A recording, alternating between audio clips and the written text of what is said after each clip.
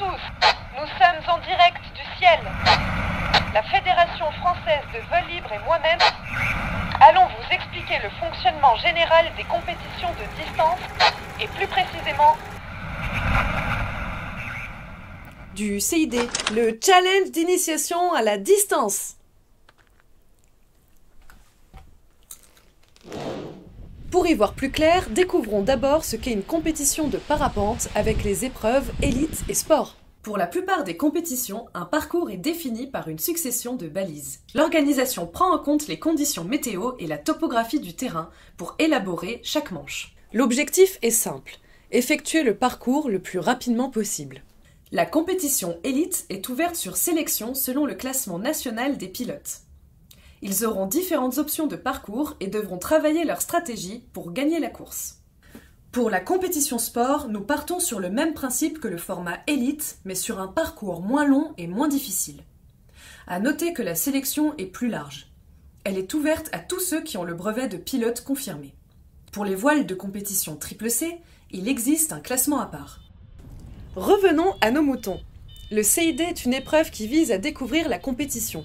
Son parcours s'étend sur une petite distance d'environ 15 à 20 km. L'objectif de ce challenge est de vous familiariser avec la compétition sur un parcours simple et de travailler avec vos instruments à la découverte des balises. Pour résumer ce challenge en 2 mots, pédagogie et sécurité.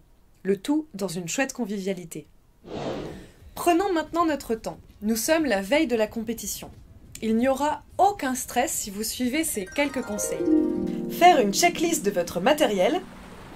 Vérifiez les niveaux de vos batteries et de vos différents instruments de pilotage et de radio. Dans votre application de vol, je vous conseille vivement d'enregistrer toutes les balises de votre compétition du lendemain.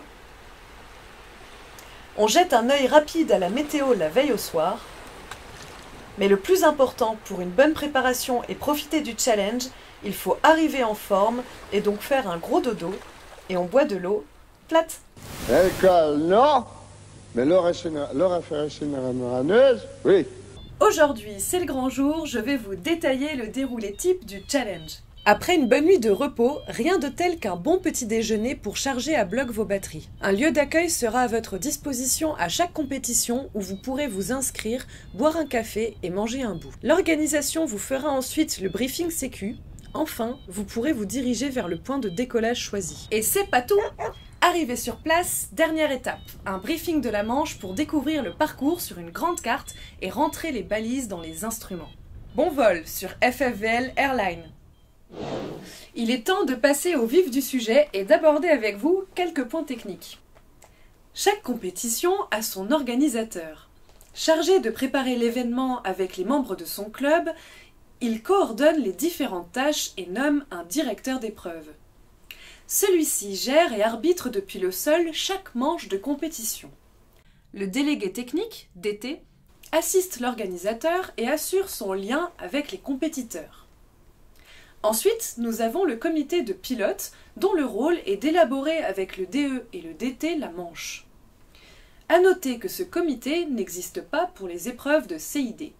Maintenant que nous savons qui est qui et qui fait quoi, nous allons détailler chaque étape d'une manche de compétition en expliquant quelques termes. Vous êtes enfin prêts. Vous allez pouvoir décoller. Attention, une plage horaire est imposée.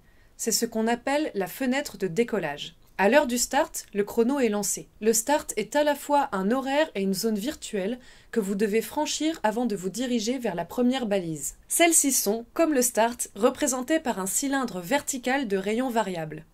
Il suffit de pénétrer dans leur zone pour valider son passage. C'est simple, non? La dernière balise est appelée balise fin des pointants, ou ESS, End of Speed Section. C'est une zone virtuelle comme pour chaque balise, mais celle-ci va stopper votre chronomètre. Le parcours est maintenant terminé, vous pouvez vous diriger vers le goal et vous poser à votre rythme dans la zone d'atterrissage. Bien évidemment, avant le start, il faut être patient et être le plus haut possible. Les compétiteurs forment une ou plusieurs grappes dans le ciel et volent en tourbillon dans un sens imposé. Cette information vous est donnée lors du brief de sécurité avant le départ. Allez, petite astuce. Avant de transiter vers la prochaine balise, il faut s'assurer d'être assez haut pour la claquer, mais aussi retrouver une nouvelle zone d'ascendance avant de partir vers la suivante. Le but du jeu est donc d'anticiper au maximum sa propre altitude, la distance qui nous sépare de la prochaine balise, la direction et la force du vent. Sinon, bonjour les vaches! Décortiquons à présent le panneau de briefing. Ici, on voit la fréquence radio de sécurité définie pour la compétition. Sur cette fréquence, on peut aussi indiquer notre niveau de vol et notre position. Niveau 1, ok, tout va bien. Niveau 2, c'est turbulent, mais je maîtrise. Niveau 3, vos conditions de vol sont malsaines, il est urgent de vous poser. La technologie est bien sûr votre allié dans cette conquête du ciel. Assurez-vous d'être un fin connaisseur de vos instruments de vol. Une fois que vous avez atterri et que vous êtes sorti de la sellette, il faut prévenir l'organisation même si vous êtes au goal. Si vous n'y êtes pas et que vous avez besoin d'une récup, vous pouvez le signaler. Si vous n'avez pas de récup, vous pouvez toujours lever le pouce ou appeler un ami. L'organisation a besoin de savoir que tous les pilotes sont posés en sécurité. Vous pourrez ensuite procéder au déchargement de votre trace. Pensez-y, car si vous l'oubliez, votre manche ne sera pas validée. Le challenge d'initiation à la distance. Un petit rappel, le jour du challenge, on est en forme. On est attentif aux informations environnantes sur site. On n'est pas perdu. Le DE et le DT sont gentils et ils peuvent vous aider. Ne me dites pas que vous ne savez plus qui est le DE et qui est le DT. Attention, le challenge est l'équivalent d'un club très select. Toi tu rentres pas. T'as un brevet de pilote? C'est bon, tu rentres. Voile catégorie A ou B? Tu rentres. Mais t'es déjà un compétiteur de haut niveau? Tu rentres pas. Tu dois au minimum être capable d'exploiter un thermique. D'atterrir dans une forêt, n'importe où, avec des loups, tout perdu. Te fâcher, quoi! Ce challenge a été créé pour révéler le compétiteur qui est en vous. Il est donc articulé dans une volonté d'apprentissage au vol chronométré. C'est pourquoi chaque challenge est limité à 25 participants maximum. Le parcours est simplifié et pour moins de stress, il n'y a aucun classement général officiel. Il est temps de conclure. La FFVL veut que ses participants au challenge puissent progresser techniquement et se familiariser avec le vol de groupe. L'objectif est aussi de démystifier la compétition. Il n'y a vraiment rien de compliqué. Le challenge vous permettra de faire votre propre apprentissage de la pratique. Voyez-le comme une compétition pour du beurre, un hors-d'œuvre, une toute petite bouffée d'adrénaline pour apprendre à la maîtriser et ensuite dévoiler votre talent lors d'une compétition. T'as compris? Dévoiler, parapente? J'espère que grâce à mes conseils d'experte, vous serez fin prêt pour prendre votre envol.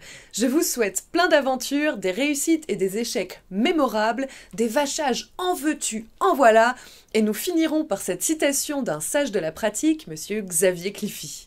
N'oubliez pas, la famille du parapente est généreuse et fraternelle. Vous êtes tous, je dis bien tous, les bienvenus. Tchuss!